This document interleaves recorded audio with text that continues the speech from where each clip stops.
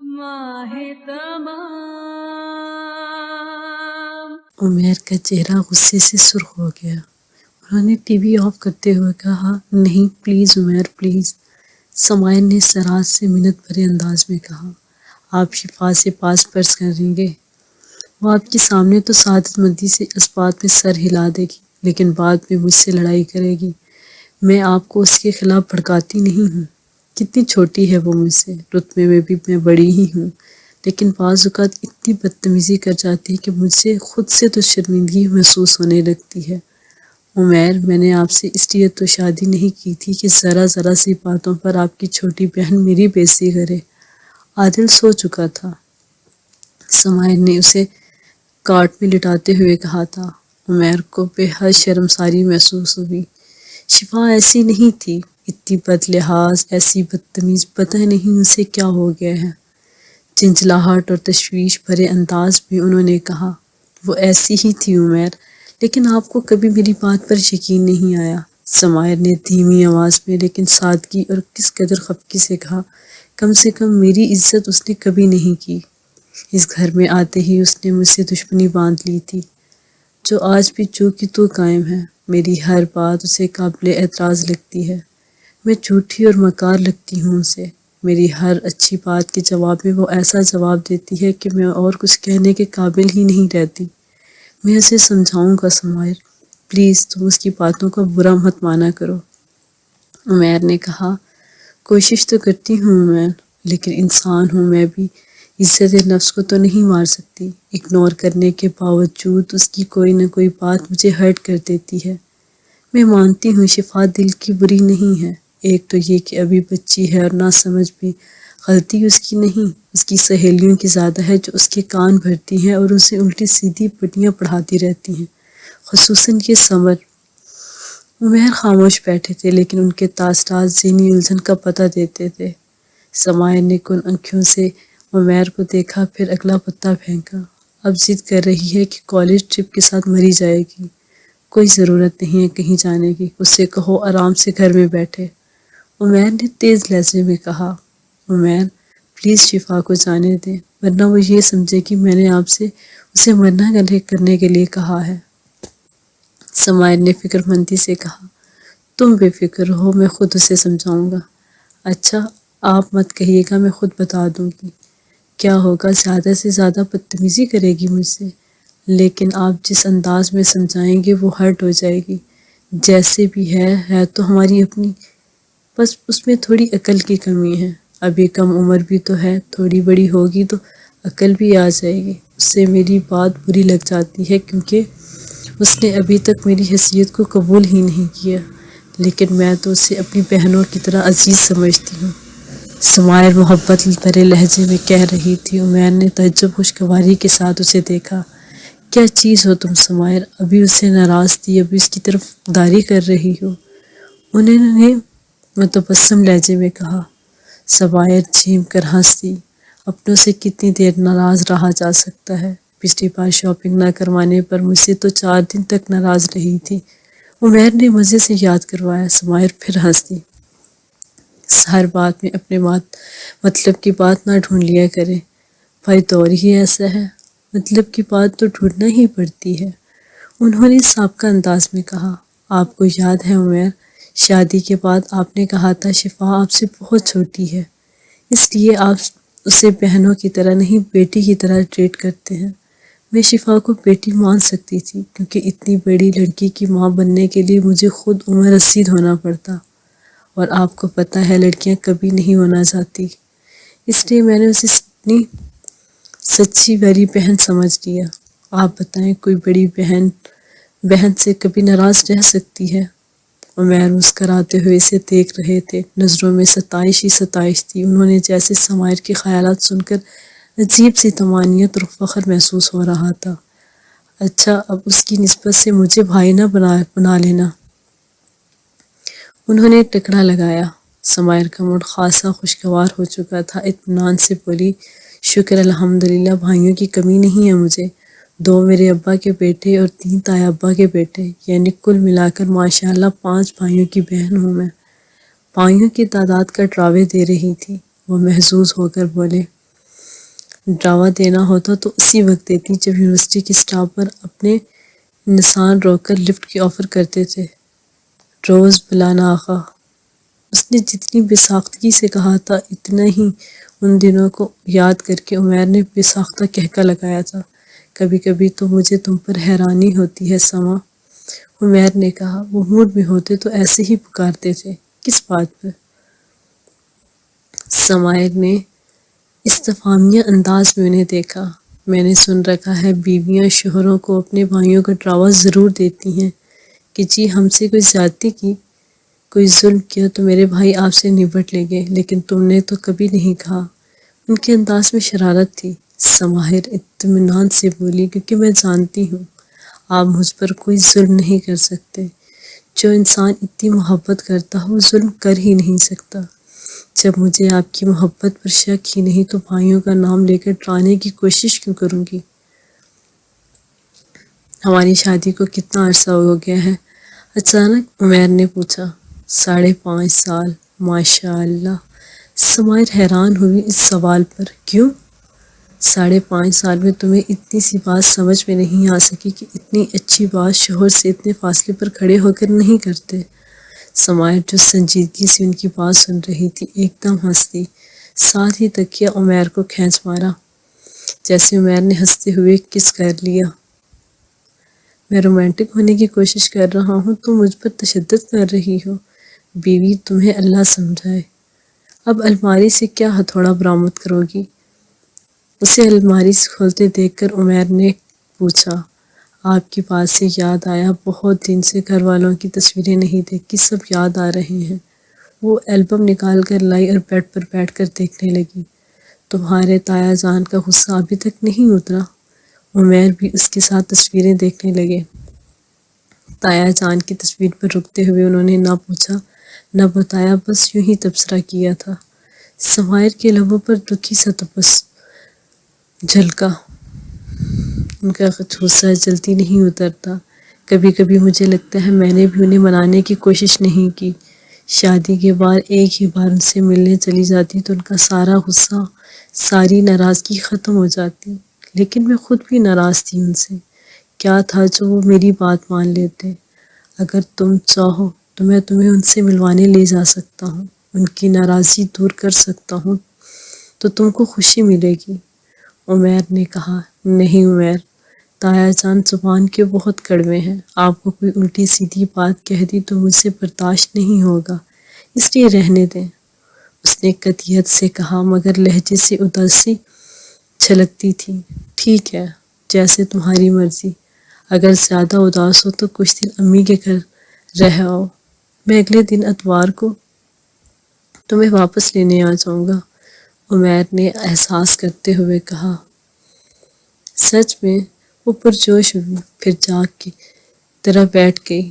شفا گھر میں اکیلی کیسے رہے گی؟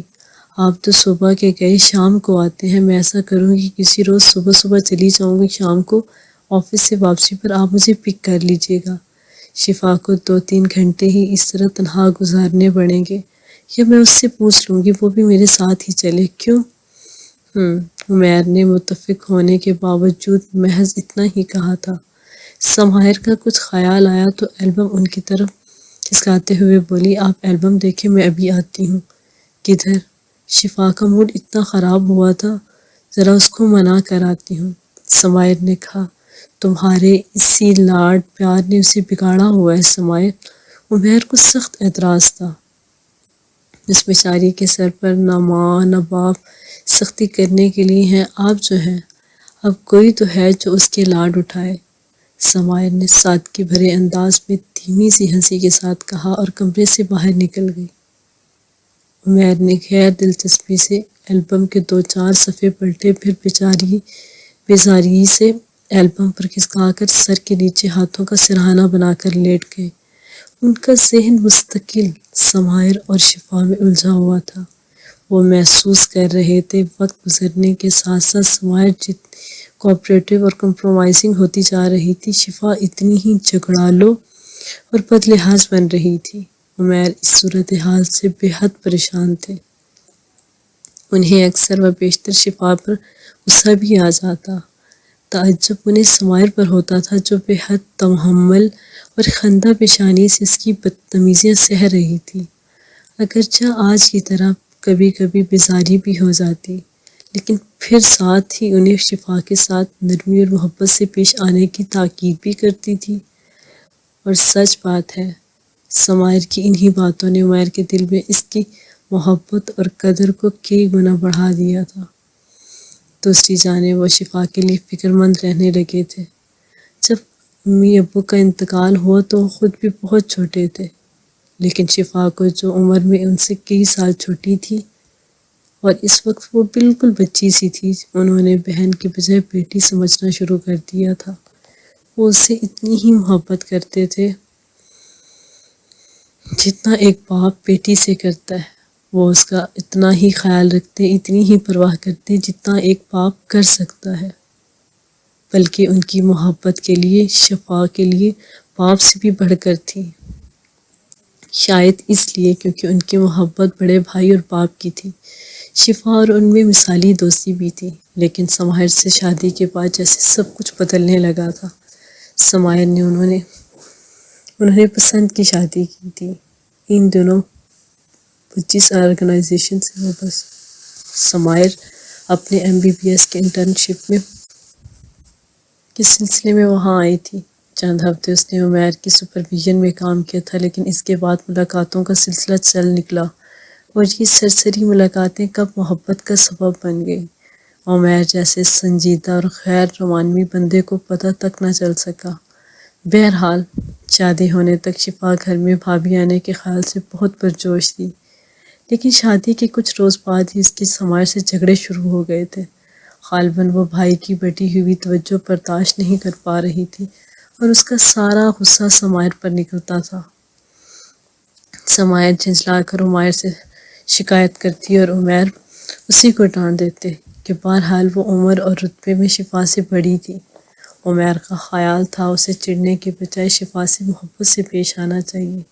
وہ بچی ہے، آہستہ آہستہ سمجھ جائے گی۔ لیکن ہوا یوں کہ عمیر کی ڈانٹ اور تلقین سن کر سمائر میں تو سمجھداری اور بڑا پن آ گیا تھا، لیکن شفا عمر کی منازل بڑھنے کے ساتھ ساتھ سمجھداری کی سیڑھیوں سے اترنا شروع ہو گئی تھی۔ وہ سمائر سے بدتمیزی سے پیش آتی، اس سے زبان چلاتی اور اپنی منمانی کرتی تھی۔ وہ ہر حربہ آزماتی جسے سمائر کو زج کیا جا سکے۔ عمیر کو محسوس ہونے لگا تھا کہ شاید ان کی جانبداری سے شہ پا کر شفا خود سر ہو گئی ہے، اپنے ہر عمل کو درست سمجھنے لگی۔ کسی حد تک ان کی سوچ درست بھی تھی، لیکن وہ اب سمجھ نہیں پا رہے تھے کہ شفا کی خود سری پر کس طرح قابو پائیں۔ سمر سے اس کی ملاقات والی بات نے آج یہ بھی ثابت کر دیا کہ اس نے صرف سمائر کی ہی نہیں، عمیر کی باتوں پر بھی کان دھرنا بند کر دیے ہیں۔ اپنی ملازمت اور سائیڈ بزنس کی وجہ سے وہ اتنے مصروف رہتے تھے کہ کسی اور پریشانی کو ذہن پر سوار کرنے کے متحمل نہیں ہو سکتے تھے، لیکن شفا کی بدمزاجی ان کے ذہن پر سوار ہو چکی تھی اور وہ سمجھ نہیں پا رہے تھے کہ انہیں اس کا کیا علاج کرنا چاہیے۔ بھائی کیا کر رہے ہو؟ تقی کتابوں میں سر دیے بیٹھا تھا جب جری نے کمرے میں جھانک کر پوچھا، بقول ابا پڑھ پڑھ کر گھر والوں کے سر پر احسان کر رہا ہوں۔ تقی نے خوش دلی سے کہا، یہ کام پھر کسی وقت کر لینا، نیچے ٹی وی پر ریسلنگ کا ایسا زبردست میچ آ رہا ہے کہ کیا بتاؤں، اور بھابھی ضد کر رہی ہیں کہ عشق ممنوع دیکھنا ہے۔ بتاؤ اس قدر باحیا ڈرامہ اس قابل ہے کہ دو عظیم ریسلرز کی فائٹ پر اسے ترجیح دی جائے؟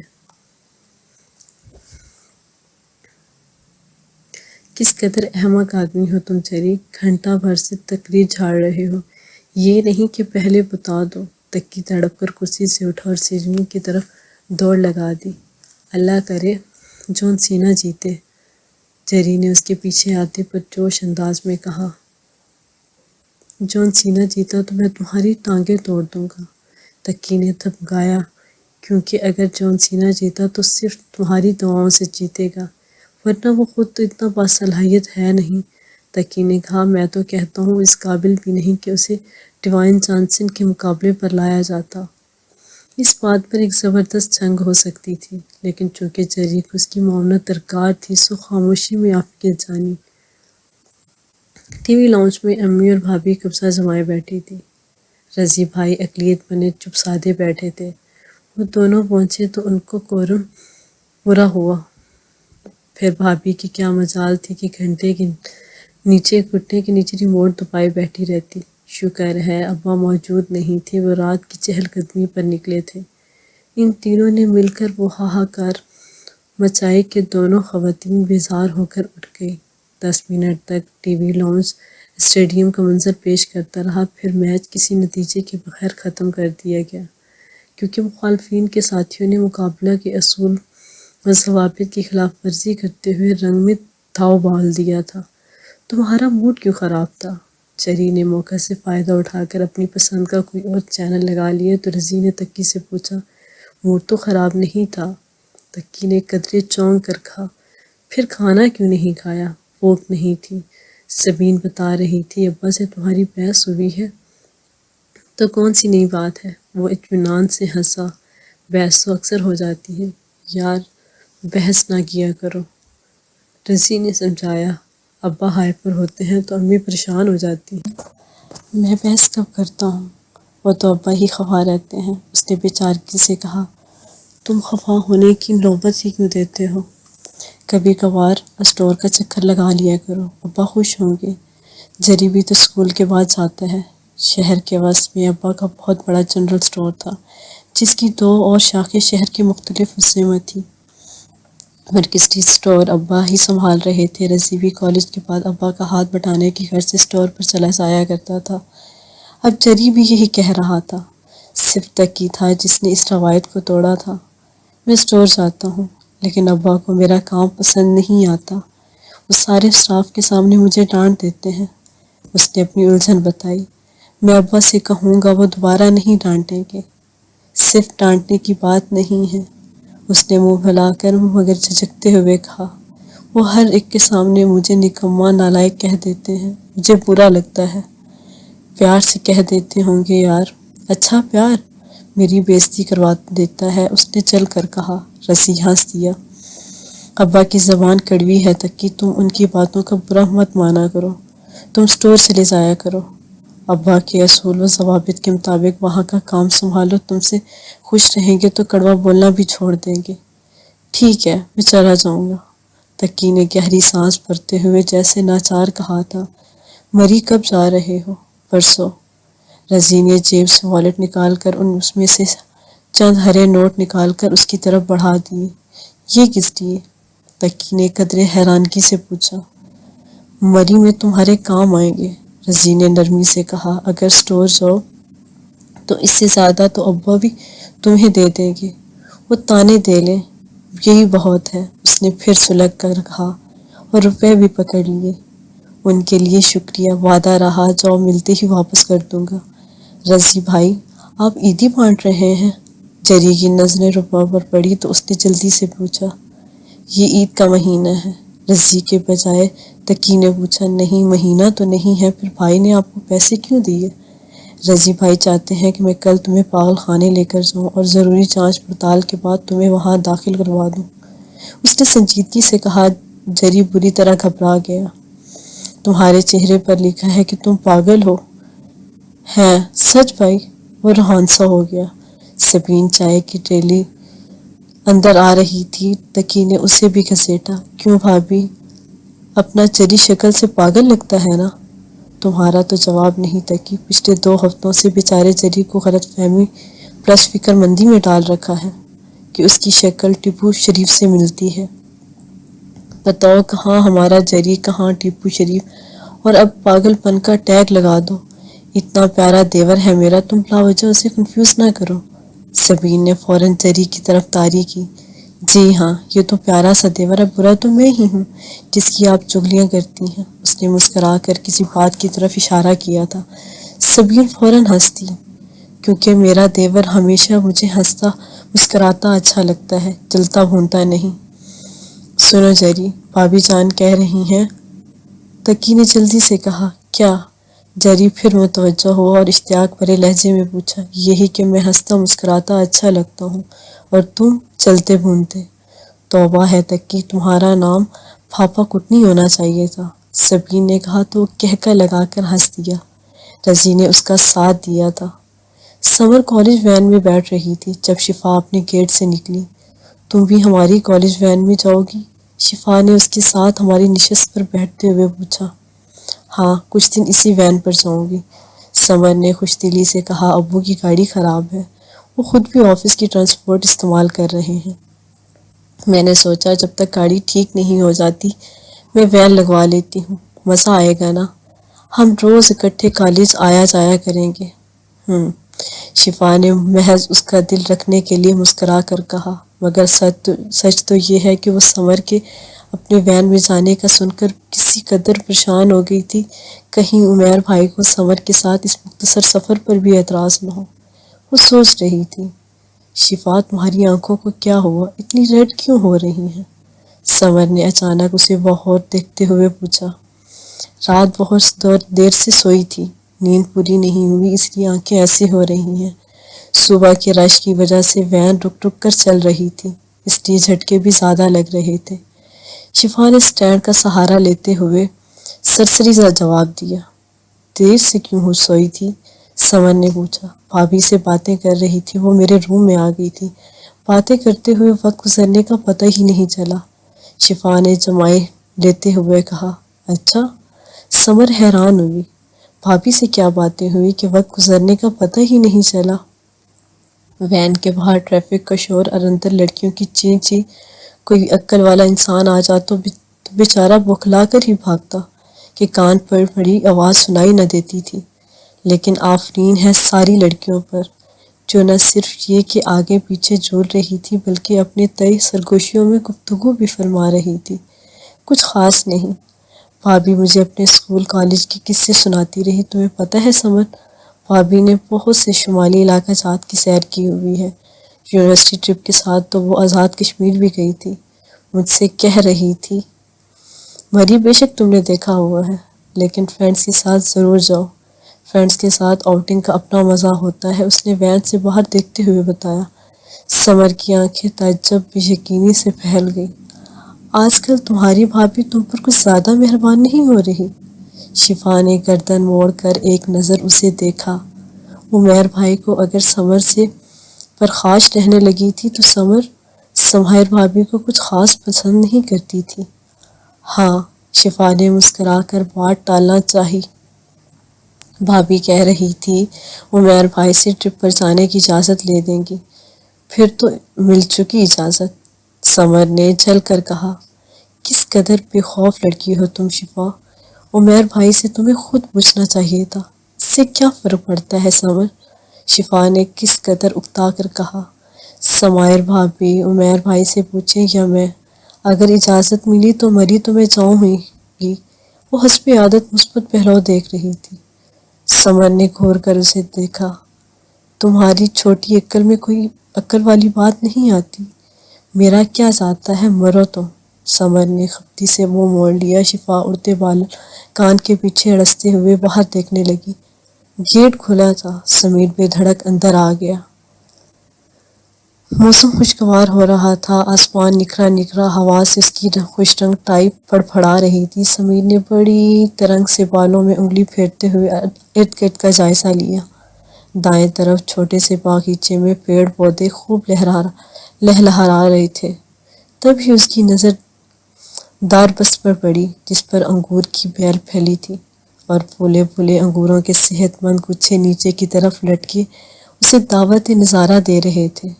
سمیر کے منہ میں پانی بھر آیا۔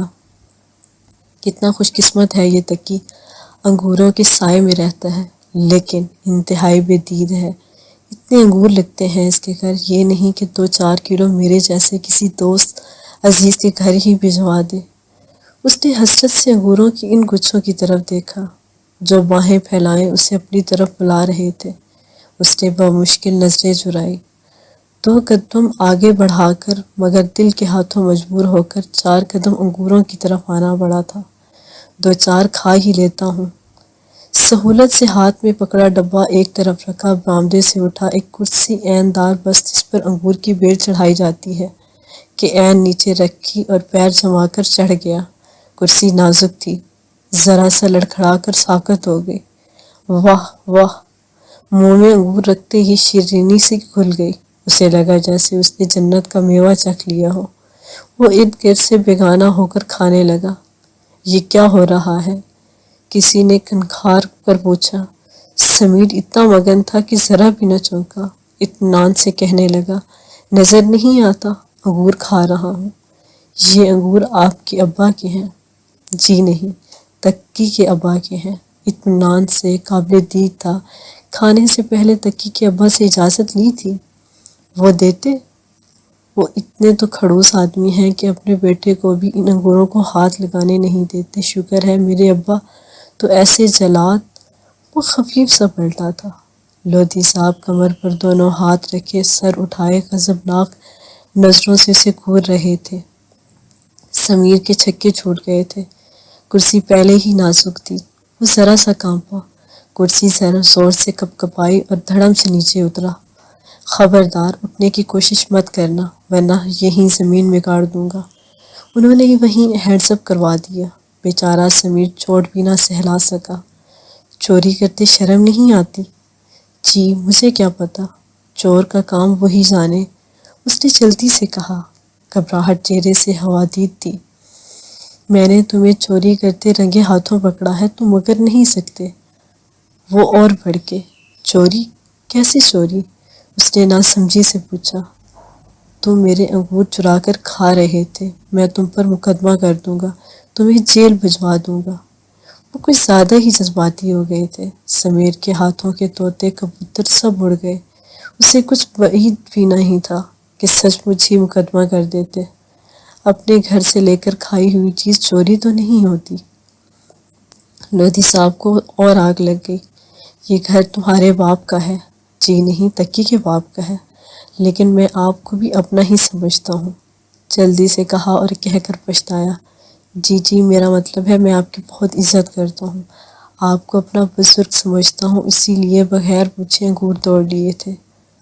تم شکل سے بھی اتنے تابعدار لگتے ہو، لیکن یہ بتاؤ برخودار کیا سارے بزرگوں کو کھڑوس اور جلاد کہتے ہیں؟ ان کی طنزیہ نظریں اسے پوری طرح چپ گئی تھی۔ میری ایسی مجال کہاں، بس جو کھڑوس اور جلاد ہوں ان کو ہی کہتا ہوں۔ مم میرا مطلب ہے، تکی کے عزیز جان دوست کی زبان تھی، بات پہ بات پھسل جاتی۔ لودھی صاحب نے کھانا جانے والی نظروں سے اسے گھورا اور انگلی کے اشارے سے بولے، فوراً کھڑے ہو جاؤ۔ اور میں بتا رہا ہوں سمیر، تم تکی کے دوست ہو، اس بات کی مجھے کوئی پرواہ نہیں۔ ہاں تم میرے دوست کے بیٹے ہو، صرف اس بات کا لحاظ کرتا ہوں، لیکن آج آخری بار بتا رہا ہوں، اگلی بار تم نے میرے کسی پودے کو ہاتھ لگایا، میرے باغیچے کے کسی پھل پر بری نظر ڈالی تو میں تمہاری آنکھیں پھوڑ دوں گا۔ بے فکر رہیے ابا، اس نے سرات سے کہا، چونکہ بچپن سے گھر میں آنا جانا تھا، سو تکی کی تقلید میں وہ انہیں ابا کہہ لیتا تھا، اور پتہ نہیں اپنی دوستی کا پاس تھا یا تکی کی دوستی کی مروت۔ بہرحال وہ اسے ٹوکتے نہیں تھے۔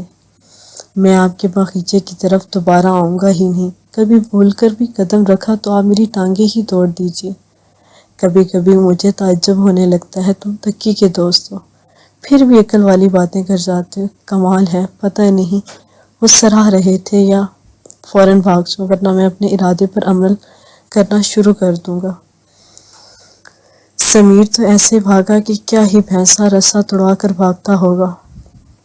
داخلی دروازے کے سامنے بمشکل بریک لگائی۔ یاد آیا مٹھائی کا ڈبہ تو وہیں بھول آیا تھا، مرتا کیا نہ کرتا۔ مصادق ناچارہ واپس پلٹنا پڑا۔ تم پھر آ گئے۔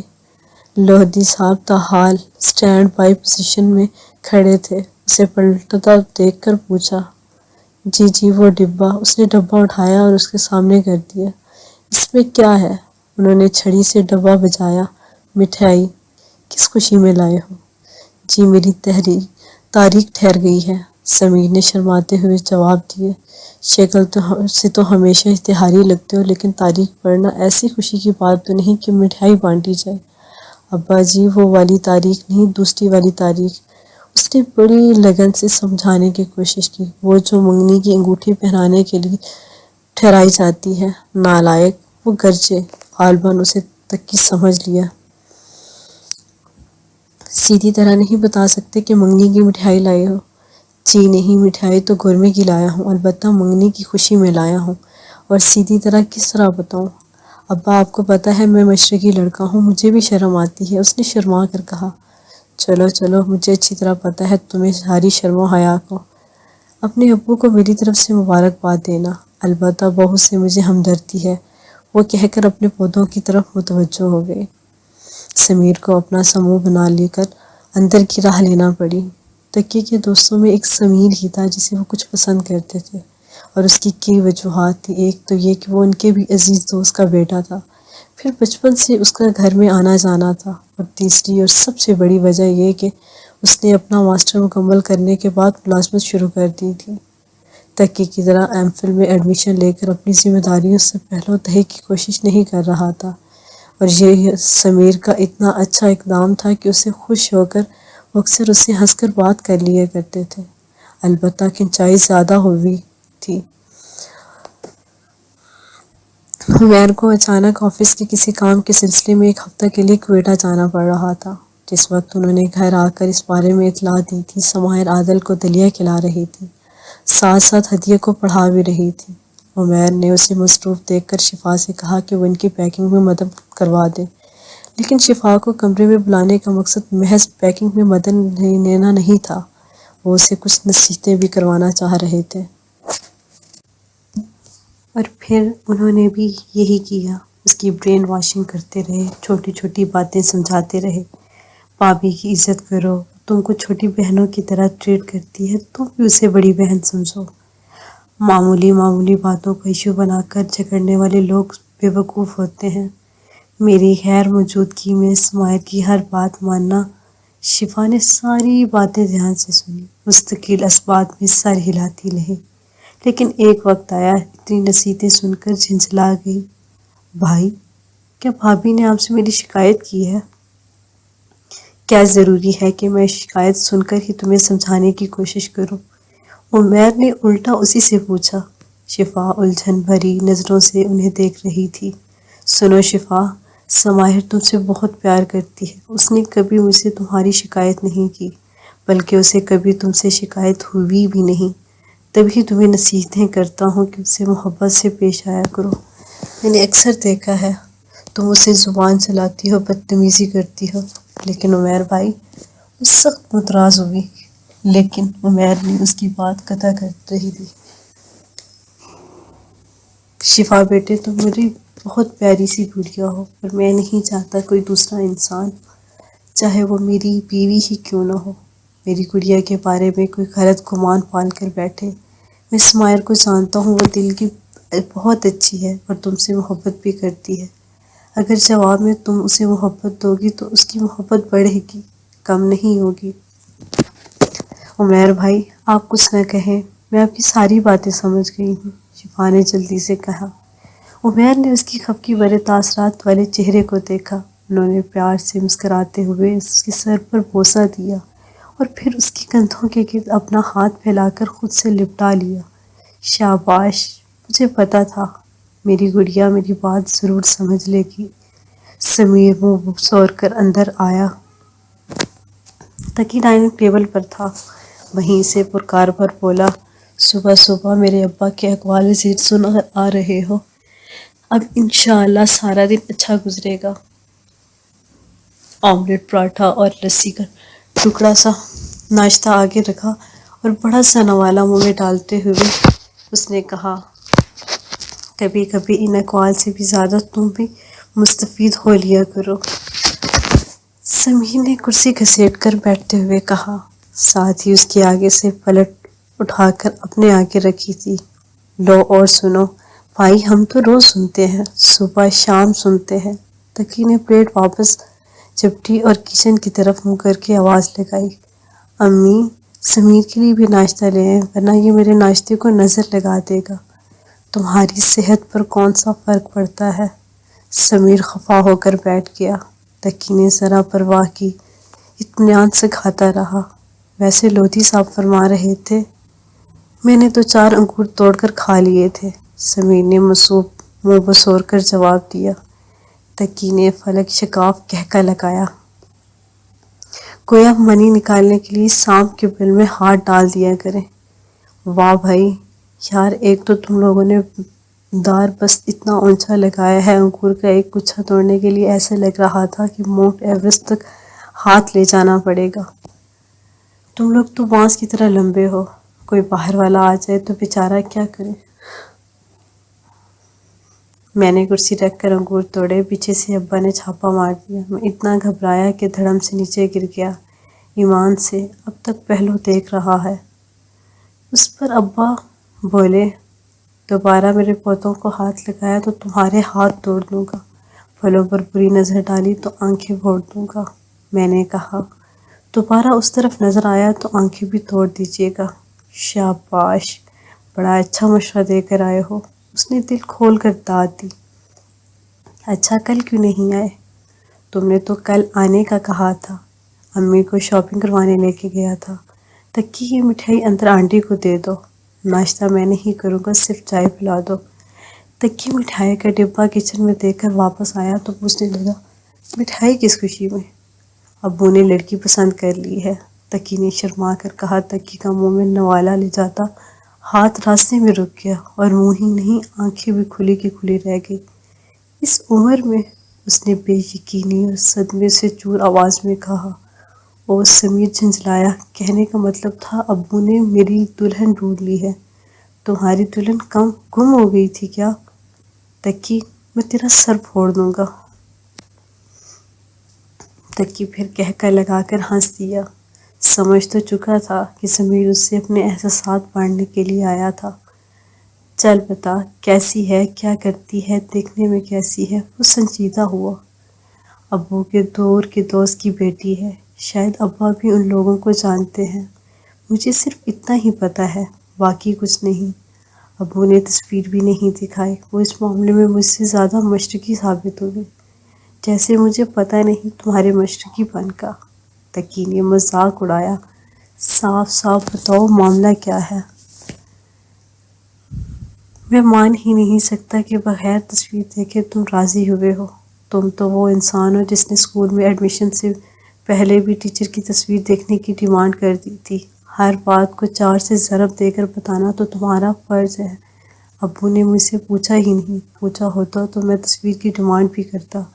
خود ہی رشتہ طے کر کے آ گئے اور آ کر مبارکباد کا گلاب جامن میرے منہ میں ٹھونس دیا۔ پھر یہ کہ ابو کی پسند تو اچھی ہے، امی کو بھی انہوں نے خود ہی پسند کیا تھا۔ ان کی 2-3 کلاس فیلوز کی تصویریں بھی دیکھی ہوئی ہیں میں نے، جن پر شادی سے پہلے ابو نے نظر رکھی ہوئی تھی۔ وہ بھی اچھی خاصی شکل آنٹیاں تھیں۔ مجھے یقین ہے ابو نے میرے معاملے میں بھی اعلیٰ ذوقی کا مظاہرہ ہی کیا ہوگا۔ اس کا مطلب ہے تو ارینج میرج کرے گا؟ ہرگز نہیں، مر کر بھی نہیں، سمیر نے پرعزم لہجے میں کہا۔ میں نے سوچ لی ہے، پہلے سمر سے محبت کروں گا، پھر شادی کروں گا۔ نام تو اچھا ہے بھابھی کا، کاش قسمت بھی اچھی ہوتی، اس نے ہمدردی بھرے لہجے میں کہا۔ سمیر برا مان گیا۔ مطلب؟ سمجھ تو تم گئے ہو؟ وہ پھر ہنسا۔ میں ناراض ہو کر جا رہا ہوں، نہ چائے پلاتے ہو نہ ناشتہ کرواتے ہو، اوپر سے باتیں سن لو جناب کی۔ رکو تکی چلایا، تم بائک پر آئے ہو نا؟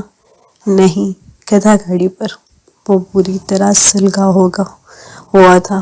بات تو ایک ہی ہے۔ تکی نے کہکا لگا کر اور سلگایا۔ مجھے کیمپس تک لفٹ چاہیے۔ اللہ کو مان یار، کہاں تیرا کیمپس، کہاں میرا آفس؟ مجھے بہت لمبر چکر پڑ جائے گا۔ فکر نہ کر، لمبے چکر سے تم مرو گے نہیں۔ آخر میں بھی تو کل اپنی اہم اپائنٹمنٹس چھوڑ کر تمہارا شہبالہ بنوں گا۔ تم اپنے ہونے والے شہبالے کے لیے اتنا سا بھی نہیں کر سکتے؟ اس نے ٹھٹک کر پوچھا۔ تمہیں کس نے دعوت دی ہے کہ رضاکارانہ طور پر میرے شہبالہ بنو؟ اب اپنے جگری دوست کے لیے اتنا تو میں کر ہی سکتا ہوں۔ اس احسان کرنے والے انداز پر سمیر کوئی سخت جواب دیتا، مگر اسی وقت تک کی امی چائے لے کر آ گئی۔ امی، سمیر کی منگنی ہو رہی ہے، آپ بھی لگے ہاتھوں تعزیت کر لیں۔ پتہ نہیں وہ کون سا برکتوں والا دن ہوگا جب تم سوچ سمجھ کر بولنا سیکھو گے۔ امی نے جھنجھلا کر کہا، خوشی کے موقع پر تعزیت نہیں کی جاتی، مبارکباد دی جاتی ہے۔ پھر سمیر سے بولی، بہت مبارک ہو سمیر، صبح صبح بہت اچھی خبر سنائی ہے۔ اپنی امی کو میری طرف سے مبارکباد دینا، میں بھی چکر لگاؤں گی، لیکن یہ تو بتاؤ ہماری بہو کیسی ہے؟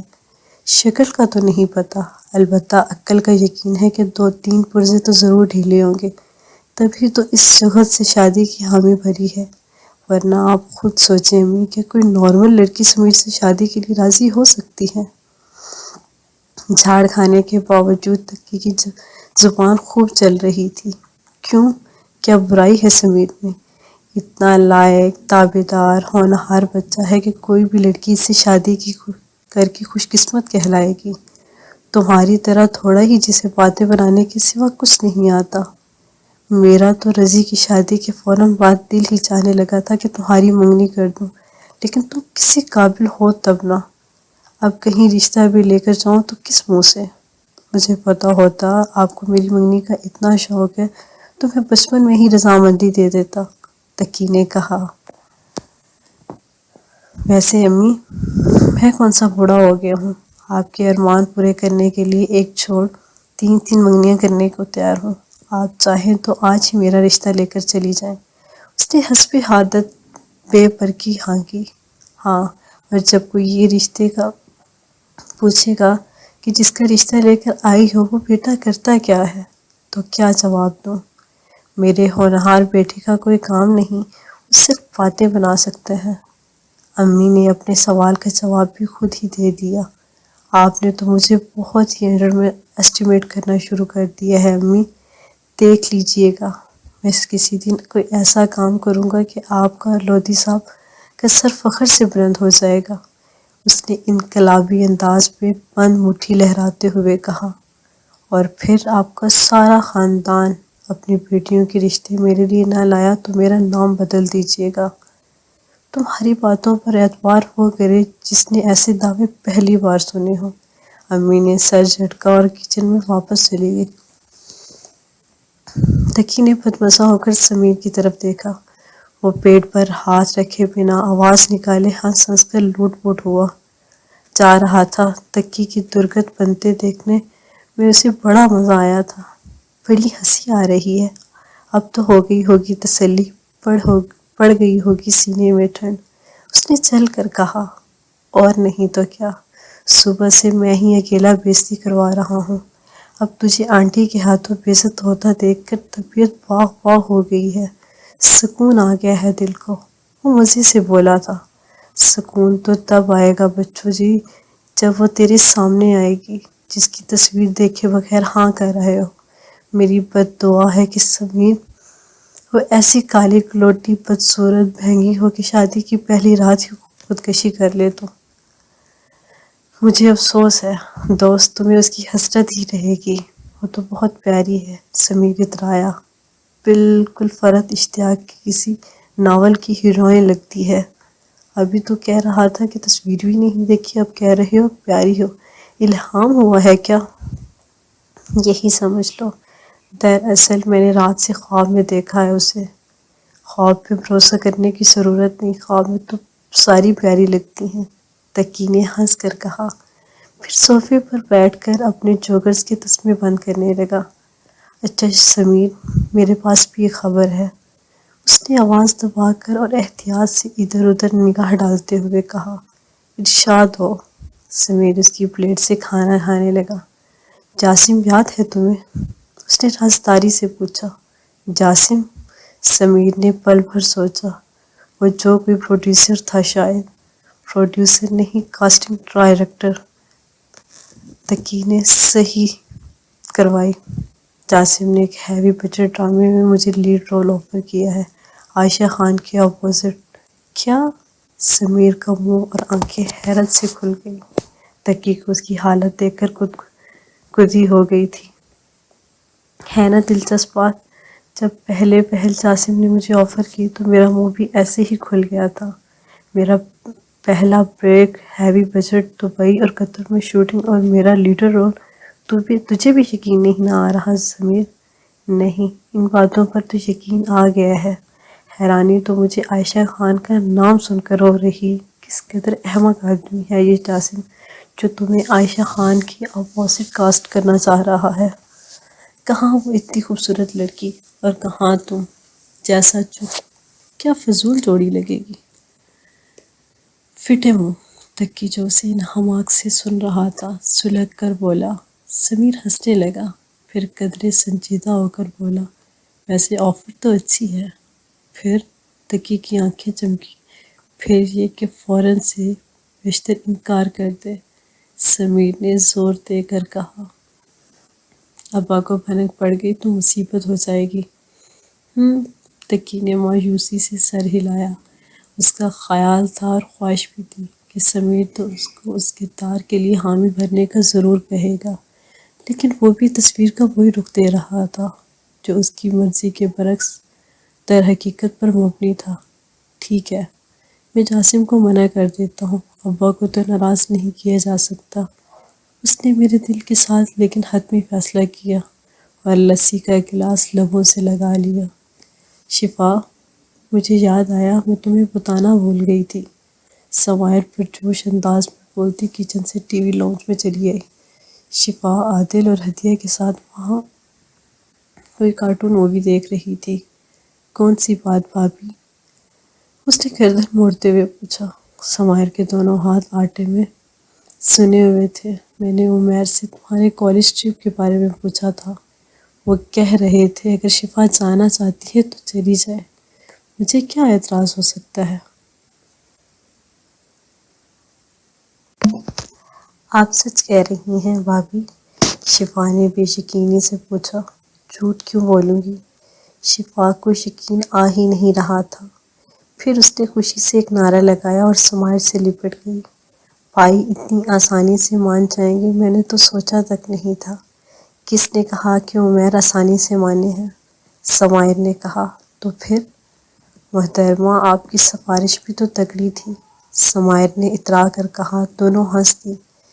اس خوشی میں آپ کو اچھی سی کافی پلاؤں گی۔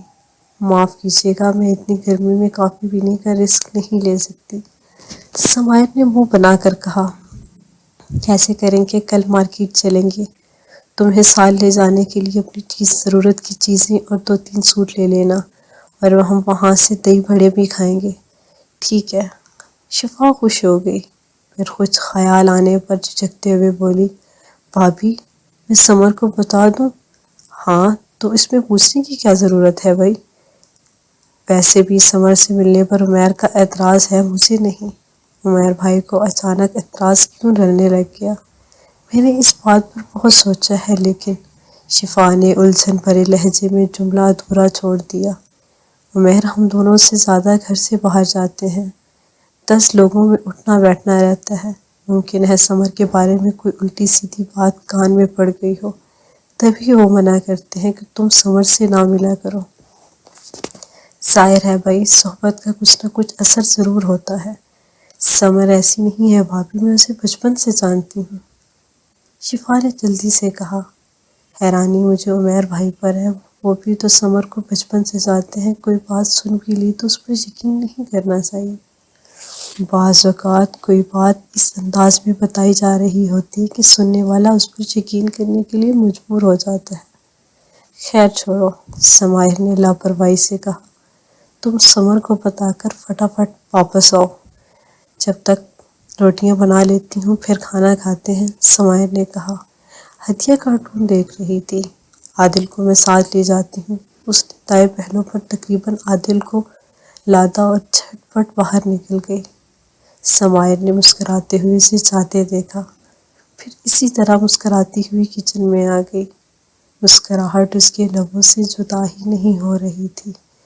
وکٹری پوائنٹ کے قریب پہنچ جانے والا انسان جو محسوس کر سکتا ہے، سمائر وہی محسوس کر رہی تھی، اور چشم تصور سے شفا کو خوشی خوشی سمر کو اپنے ٹرپ پر جانے کی اطلاع دیتے دیکھ رہی تھی۔ پھر اس نے اسی تصویر کی آنکھ سے عمیر کو دیکھا، جن کی پیشانی پر غصہ ضبط کرنے کی کوشش میں لکیریں ابھر آئی تھی اور چہرہ سرخ ہو گیا تھا۔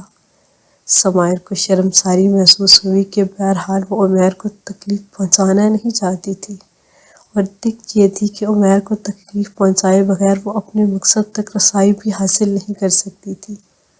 ناچار ضمیر کا بوجھ اسے اٹھانا ہی پڑ رہا تھا۔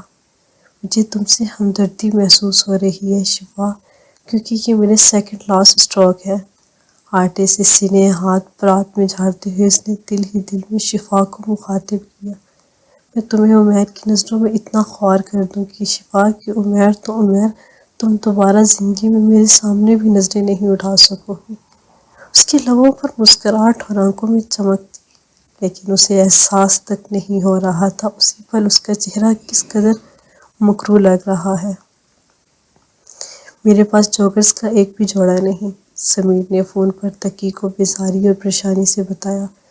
میں ادھار کے سخت خلاف ہوں، مجھ سے نہ مانگنا، تقی نے بے مروتی سے کہہ دیا۔ سمیر جھنجھلا گیا۔ تقی، تو انتہائی کمینہ انسان ہے یار۔ آپ کا حسن نظر ہے جناب، وہ کہاں چونکنے والا تھا؟ پہلے کبھی تیرے جوگرز مانگے ہیں؟ تیار رہنا، ذرا لنک روڈ تک جانا ہے، میں تیری طرف آ رہا ہوں۔ صرف جوگرز ہی بخشے ہوئے تھے، ورنہ ہاسٹل میں تو میری بنیانیں بھی نہیں چھوڑتا تھا۔ گھر نہ جانے، یہ اسٹور پر ہوں، ادھر ہی آ جا۔ 25 منٹ بعد سمیر اسٹور پہنچ گیا۔ تقی ابا کے اسسٹنٹ کو اپنی سیٹ پر بٹھا کر اور تاکید کر کے سمیر کے ساتھ دھو لیا۔ ابا کا فون آ جائے تو سنبھال لینا، زیادہ پوچھے تو کہہ دینا میں نماز پڑھ رہا ہوں۔ وہ اچھی طرح سمجھا کر نکلا۔ رضی کے سمجھانے کا اثر تو اتنا تھا ہوا کہ اس نے فارغ اوقات میں اسٹور آنا شروع کر دیا تھا۔ یوں لودھی صاحب کو دوپہر میں گھر جا کر آرام کرنے کا موقع بھی مل جاتا تھا اور تقی کو اچھی مصروفیات بھی مل گئی تھی۔ اچھا، تو ہاسٹل میں تیری بنیانیں نہیں چھوڑتا تھا؟ سمیر نے بائک سٹارٹ کرتے ہوئے پوچھا اور تقی صاحب حسب عادت ہنس دیا۔ تو نے دل سے ہی لگا لی ہے میری بات، یوں کہہ رہا تھا یار۔ اس نے بائک پر بیٹھتے ہوئے زوردار طریقے سے سمیر کی کمر تھپ تھپائی۔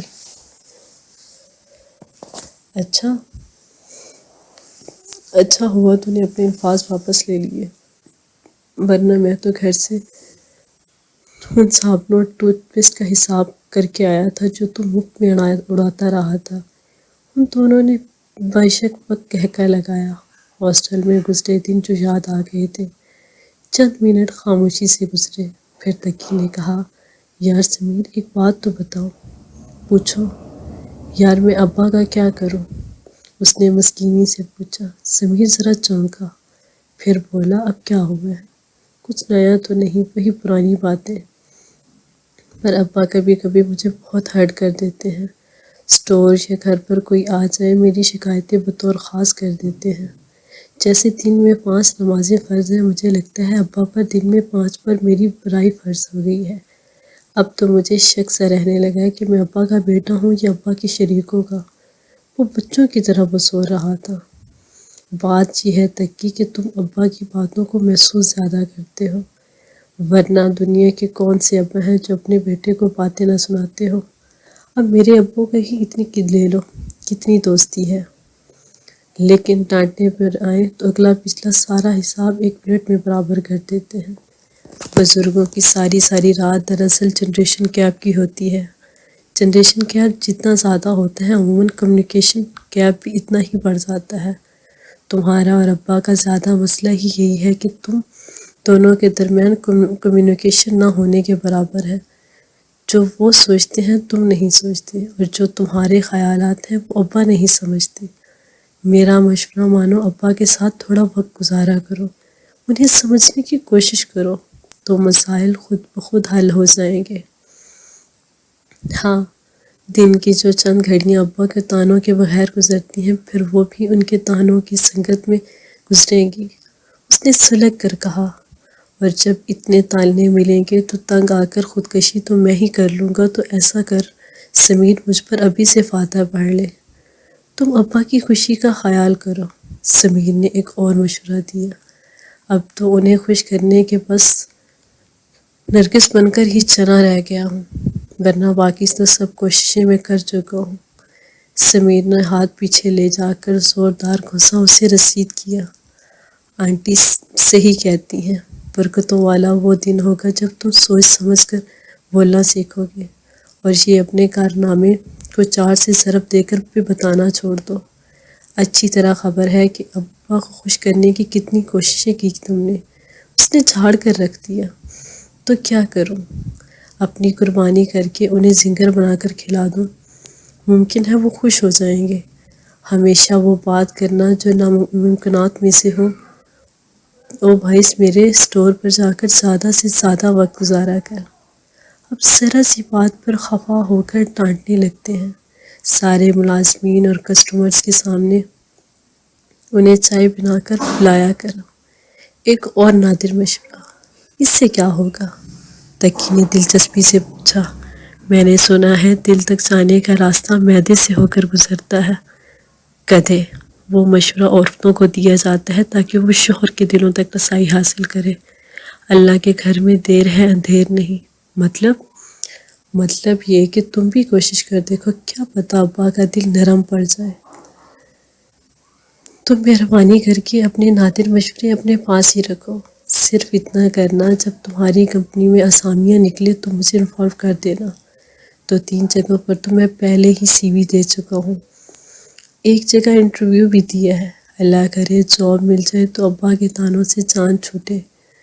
تمہارے ارادے جاب کرنے کا تھا تو پہلے بتاتے۔ ابھی پچھلے دنوں ہماری کمپنی کے اکاؤنٹس میں اتنی اچھی ویکنسی نکلی تھی، مجھے پتا ہوتا تو میں پہلے ہی بتا دیتا۔ سمیر کو رنج ہوا۔ پتہ کرنا، ہو سکتا ہے ابھی اپائنٹمنٹ نہ ہوئی ہو۔ تکی نے جلدی سے کہا۔ ہاں پتہ کرتا ہوں، بلکہ ایسا کرنا، اپنی CV مجھے ای میل کر دینا، چانس ہوا تو سبمٹ کروا دوں گا۔ لیکن یہ بھی یاد رکھنا، اگر میری ریفرنس سے تمہیں جاب ملی تو تگڑا سا ڈنر کروانا پڑے گا۔ بھوکے ندیدے، ڈنر تو میں نے ویسے بھی دے دینا تھا۔ تکی کوئی زیادہ ہی حاتم تائی بنا۔ اچھی بات ہے، اور سنو، ابا کی باتوں پر پریشان یا ہرٹ ہونا چھوڑ دو۔ بزرگ تو ڈانٹتے ہیں، ایک کان سے سن کر دوسرے سے نکال دیا کرو۔ ابو جن دنوں زیادہ ہی میرے ابو جی بن رہتے ہیں، میں بھی یہی کرتا ہوں، سمیر نے شرارت سے کہا۔ ویسے تکی، جاب مل گئی تو یونیورسٹی کا کیا کرو گے؟ سیمسٹر ڈراپ کرو گے کیا؟ نہیں، ڈراپ تو نہیں کروں گا، انشاءاللہ فریز کر لوں یا ریپلیکا میں ٹرانسفر کروا دوں گا۔ نوکری ملی تو پھر دیکھتے ہیں کس طرح مینج ہوتا ہے۔ لیکن اب بس ابا کے طعنے نہیں سنے جاتے۔ جس وقت سمیر نے بائک روکی، تکی نے مستحکم لہجے میں کہہ رہا تھا، ان دونوں کی چپکلش نئی نہیں تھی۔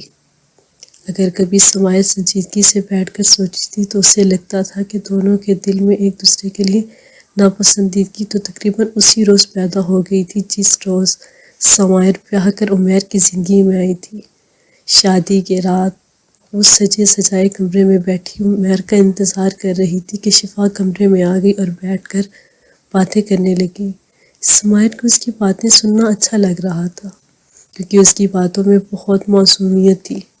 وہ 6ٹھی کلاس میں تھی اور اس کی باتوں کا محور عمیر، سہیلیاں اور اس کا اسکول تھا۔ تھوڑی دیر بعد عمیر کمرے میں آئے اور وہ بھی شفا سے باتیں کرنے لگے۔ عمیر اور سمائر کی پسند کی شادی تھی اور یہ ان کی زندگی سے سب سے خوبصورت رات تھی۔ پسند کی شادی نہ بھی ہوتی تو بھی یہ رات دلہا دلہن کے لیے اتنی ہی خاص ہوتی ہے کہ وہ دیر تک اپنے دل کے ارمان ایک دوسرے کے سامنے بیان کرنا چاہتے ہیں۔ ہونا تو یہ چاہیے تھا کہ سمائر اور عمیر کو خوشی اور ایکسائٹمنٹ کے مارے نیند نہ آتی، لیکن نیندیں شفا بیگم کی اڑی ہوئی تھی۔ پتہ نہیں کون کون سی باتیں تھیں جو اسے یاد آ رہی تھی، اور آج ہی وہ نئی تویلی دلہن سے بھابھی سے کر لینا چاہتی تھی۔ رات کے 3 بج چکے تھے۔ سمائر تو خیر دلہنا پہ کا لحاظ کر کے چپ تھی، عمیر بھی بول نہیں پا رہے تھے۔ بالآخر انہوں نے شفا سے جا کر سونے کے لیے کہا۔ وہ منہ پسورتی ہوئی رخصت ہوئی تھی۔ تب عمیر نے شرمندہ سی نظریں اس پر ڈالی۔ تم کہتی تھی نا شفا کو تم سے ملوانے کیوں نہیں لاتا؟ اسی لیے نہیں لاتا، مجھے پتا تھا یہ بول بول کر تمہارے کان کھا جائے گی۔ سماہر نے مسکرا کر نظریں جھکا لی۔ عمیر اس کا ہاتھ پکڑ کر بیٹھ گئے۔ اگلی صبح ویسی ہی تھی جیسی روایتی شادیوں کی صبح ہوتی ہے۔ ناشتہ، رشتہ دار، خواتین کے کمروں میں جلغار، شور، ہنگامہ۔ جس وقت شفا سو کر اٹھی، عمیر اور سماہر ناشتہ کر چکے تھے، اور عمیر اسے اپنی خالاؤں، پھوپھیوں اور کزنس کی نرخی میں چھوڑ کر خود کہیں غائب ہو چکے تھے۔ آؤ شفا، یہاں اپنی بھابھی کے پاس بیٹھو۔ شفا کو کمرے میں داخل ہوتا دیکھ کر کسی نے کہا تھا، یہ سماہر بھابھی ہیں؟ اس نے پوچھا، اتنی دیر سے بھول گئی؟ سب ہنس دیے، خود سماہر بھی محظوظ ہوئی تھی۔ شفا جواب دینے کی بجائے اور سماہر کے پاس بیٹھنے کی بجائے سامنے صوفے پر بیٹھ گئی اور اسے الجھن بھری نظروں سے دیکھنے لگی۔ سماہر کی توجہ اس قدر بٹی ہوئی تھی کہ وہ شفا پر دھیان دے سکے، نہ اس کی نظروں سے اوجھل ہو سکتی تھی۔ ایسے ہی وہ بھائی عمیر جان کو اجالا کہتے تھے۔ یہ تو اتنی کالی ہے، شام کو تو ٹیوب لائٹ جلا دیں نظر پھر بھی نہیں آئے گی۔ اچانک شفا نے نخوت سے کہا اور کمرے سے باہر نکل گئی۔ پیچھے کمرے میں سب کے کہکے بکھر گئے، صرف سماہر تھی جو خاموش تھی۔ خوف سے اس کا چہرہ پوری طرح بگڑ گیا تھا۔ وہ کالی تو ہرگز نہیں تھی، ہاں اس کی رنگت گندمی تھی اور جلد بہت صاف ستھری تھی، جس کی وجہ سے خوبصورت لگتی تھی، لیکن شفا نے اچھی خاصی رنگت کو کالا کہہ کر لطیفہ بنا دیا تھا۔ اوپر سے عمیر کے خاندان والے بھی اللہ جانے کس قسم کے ہنس مزاح رکھتے تھے۔ تقریب ولیمہ کے اختتام تک بھی یہی بات دہرائی جاتی رہی اور خوب محظوظ ہوا گیا۔ رات تک عمیر کے کان میں بھی شفا کے کمنٹس پڑ چکے تھے۔ جب وہ کمرے میں آئے تو وضاحت دینے لگے، ماہ تمام